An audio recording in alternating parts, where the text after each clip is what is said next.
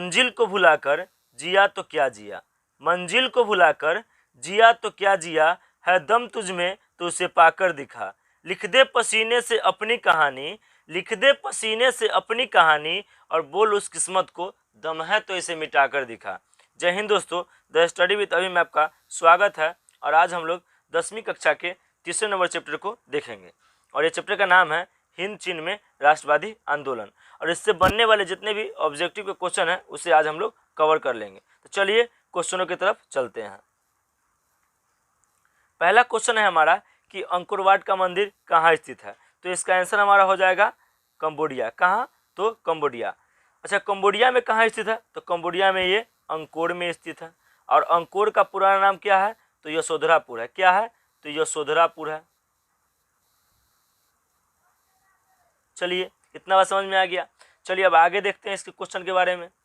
अच्छा, Angkor Wat का मंदिर का निर्माण किसने करवाया था? तो अंकोर वाट के मंदिर का निर्माण सूर्यवर्मन द्वितीय ने करवाया था। किसने किया था? तो सूर्यवर्मन द्वितीय ने करवाया था। इतना बात समझ में आ गया। चलिए, और ये अंकोर वाट का जो मंदिर है ना, ये विश्व का सबसे बड़ा हिंदुओं का मंदिर है। किसका? तो हिंदुओं का ये सबसे बड़ा मंदिर है, हिंदुओं का सबसे बड़ा मंदिर। चलिए, अब जो ऑप्शन दिया हुआ है उसको भी थोड़ा सा देख लेते हैं। वियतनाम की राजधानी कहाँ है? तो हनोई है। थाईलैंड की राजधानी कहाँ है? तो बैंकॉक है। लाओस को हम लोग ना हजार हाथियों की भूमि कहते हैं। क्या कहते हैं? हजार हाथियों की भूमि। और इसकी राजधानी कहाँ है? तो इसकी राजधानी है विंतियेन।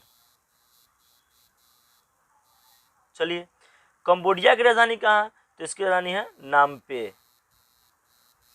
और इस क्वेश्चन का आंसर क्या था हमारा? तो इस क्वेश्चन का आंसर था कंबोडिया।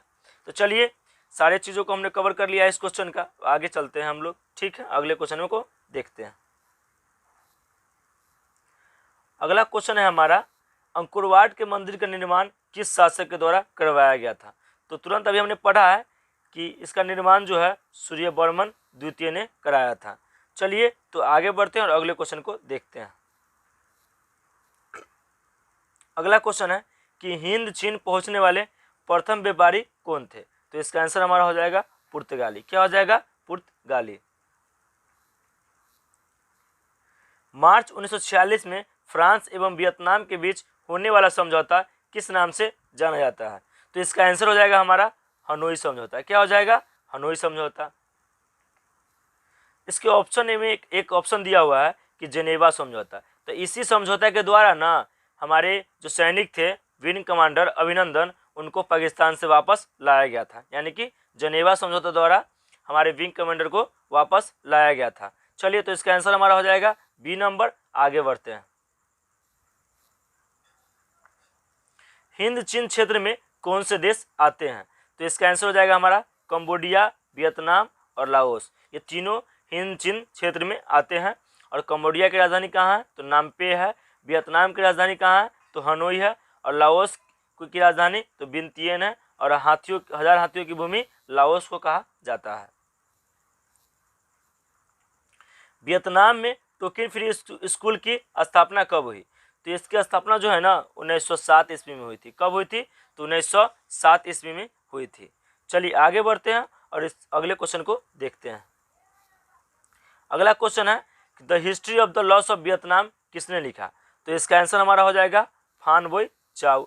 अच्छा, फान बोई चाउ कौन थे? तो ये जो थे ना, ये राजनीतिज्ञ थे। कौन थे? तो राजनीतिज्ञ। इसका ऑप्शन है एक हो ची मी। तो ये कौन थे? तो ये वियतनाम के ना पूर्व राष्ट्रपति थे।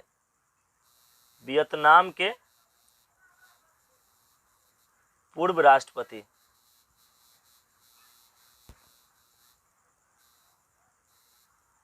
ठीक है, चलिए आगे बढ़ते हैं हम लोग।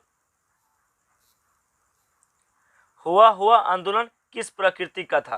तो इसका आंसर हमारा हो जाएगा धार्मिक प्रकृति। किसका? तो धार्मिक प्रकृति का। अच्छा, ये बौद्ध धर्म का ना आंदोलन था। किसका? तो वियतनाम में जो बौद्ध धर्म के थे उनका ये आंदोलन था।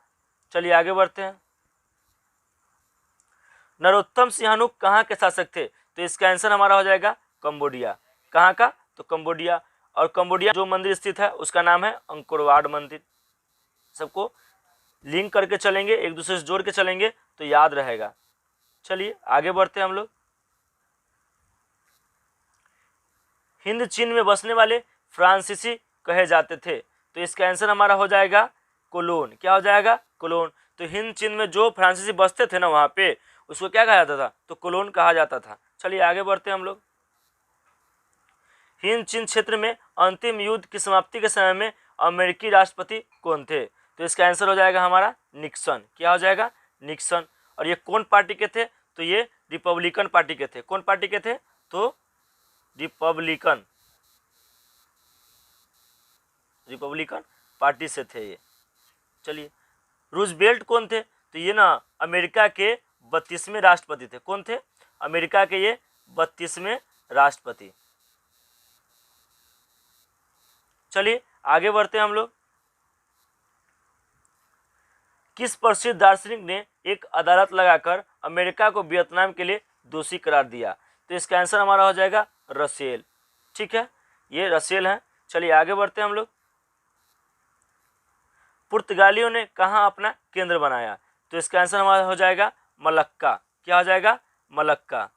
और मलक्का का दूसरा नाम क्या है? तो मिलाका। क्या है? मिलाका।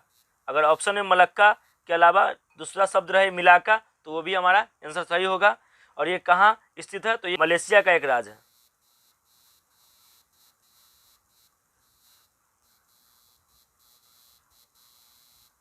ये किसका राज्य है? तो मलेशिया का एक राज्य है। चलिए अगला क्वेश्चन है, वियतनाम में रहने वाले फ्रांसीसी नागरिकों को क्या कहा जाता था? तो इसका आंसर होगा हमारा कोलोन। क्या होगा? कोलोन। तो चलिए आगे बढ़ते हैं और अगले क्वेश्चन को देखते हैं। इंडो चाइना को किस देश ने अपने उपनिवेश के रूप में विकसित किया? तो इसका आंसर हमारा होगा फ्रांस। क्या होगा? फ्रांस। अच्छा, ब्रिटेन की राजधानी कहाँ है? तो ब्रिटेन की राजधानी है लंदन। कहाँ है? लंदन। चीन की राजधानी बीजिंग। जापान की राजधानी कहाँ है? तो टोक्यो। फ्रांस की राजधानी कहाँ है? तो फ्रांस की राजधानी है पेरिस। कहाँ है? पेरिस है।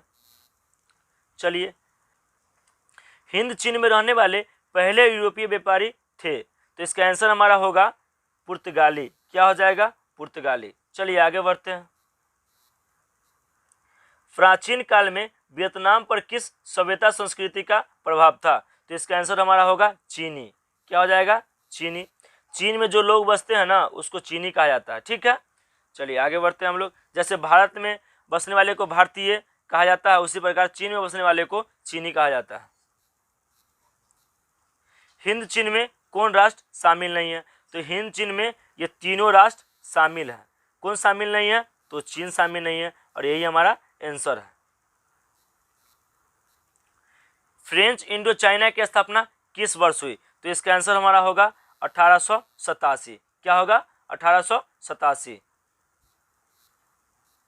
वियतनाम लोकतांत्रिक गणराज्य की स्थापना किस वर्ष हुई? तो इसका आंसर हमारा होगा 1945। कितना होगा? तो 1945।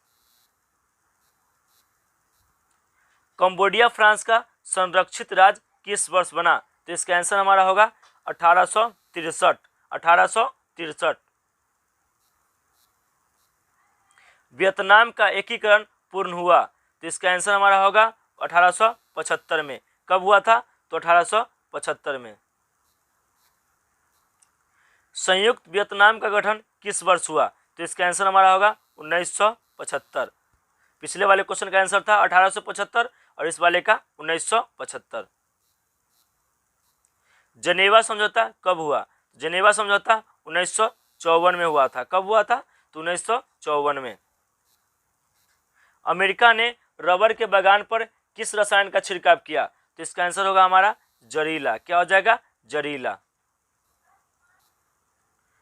होचिमी का शाब्दिक अर्थ क्या है? तो इसका आंसर हमारा हो जाएगा पथ प्रदर्शक। क्या हो जाएगा?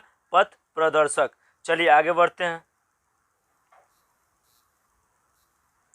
वियतनामी कम्युनिस्ट पार्टी के संस्थापक कौन थे?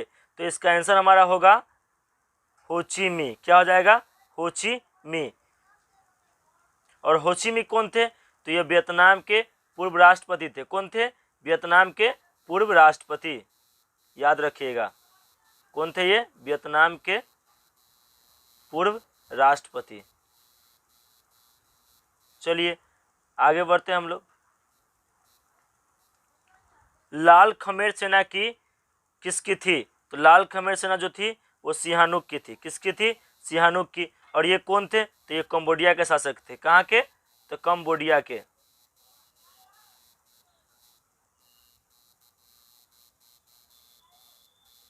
चलिए आगे बढ़ते हैं।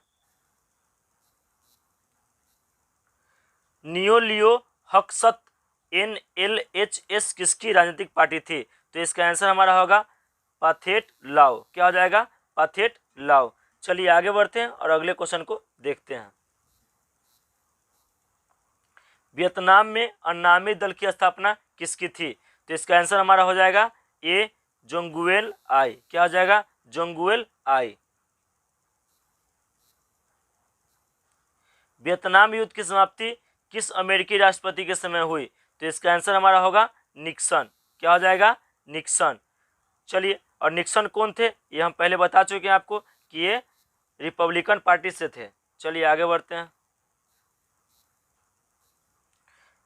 वियतमी या वियतनाम स्वतंत्रता लीग की स्थापना किसने की थी? तो इसका आंसर हमारा होगा हो ची मिन्ह। क्या हो जाएगा? हो ची मिन्ह।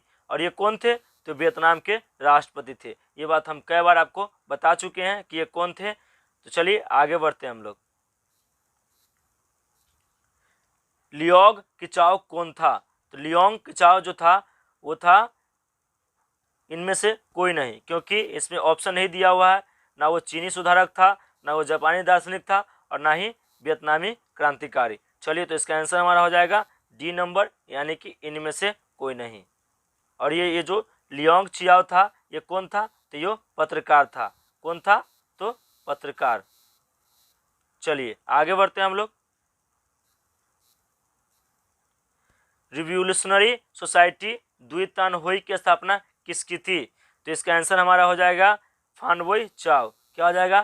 फान बोई चाओ। और ये कौन थे? तो राजनीतिज्ञ थे। चलिए आगे बढ़ते हैं हम लोग। हुआ आंदोलन का प्रणेता कौन था? तो इसका आंसर हमारा हो जाएगा, क्या हो जाएगा? हुई फुसो। इसका आंसर हमारा होगा ए नंबर। चलिए आगे बढ़ते हैं हम लोग। चलिए अगला क्वेश्चन है 1 2 3 किसमें विश्वास रखते थे? तो इसका आंसर हमारा हो जाएगा गणतंत्रात्मक व्यवस्था। और ये 36वां नंबर क्वेश्चन है हमारा। कितना नंबर? तो 36वां नंबर। और इसका आंसर हमारा हो जाएगा गणतंत्रात्मक व्यवस्था में। चलिए आगे बढ़ते हैं। वियतनाम में तोकिन फ्री स्कूल किस उद्देश्य से स्थापित किया गया था? तो इसका आंसर हमारा होगा डी, यानी कि पश्चिमी शिक्षा देने के लिए। ये हमारा अंतिम क्वेश्चन है इस चैप्टर का, और इस क्वेश्चन को देखते हैं। किस राष्ट्रपति के शासन में अमेरिका ने वियतनाम युद्ध में पहली बार भाग लिया? तो इसका आंसर हमारा होगा केनेडी के शासनकाल में। क्या हो जाएगा? केनेडी के साथ में, केनेडी के शासनकाल में। तो चलिए इसी के साथ हमारा आज का सेशन समाप्त होता है। तो फिर मिलेंगे हम लोग अगले वीडियो में। तब तक के लिए हमारे चैनल द स्टडी विथ अभी को आप लाइक, सब्सक्राइब, शेयर जरूर करें।